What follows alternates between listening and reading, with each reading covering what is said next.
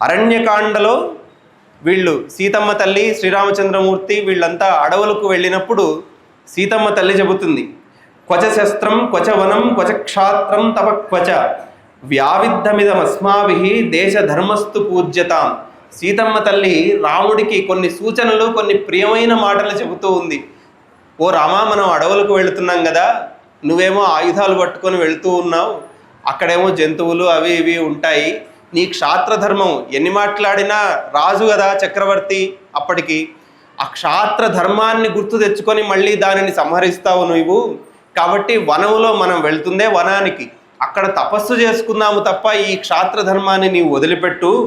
క్వచశస్త్రం క్వచవనం, ఈ ఆయుధాలు ఏమిటి, ఈ అడవేమిటి, క్వచక్షాత్రం తవ క్వచ, నీ క్షాత్రధర్మం ఏమిటి, ఈ తపస్సు ఏమిటి, ఎక్కడ పొంతన కనపడడం లేదు. ఈ రెండిటికి కుదిరే వ్యవహారం కాదు, చేస్తే తపస్సు చేసుకోవాలి.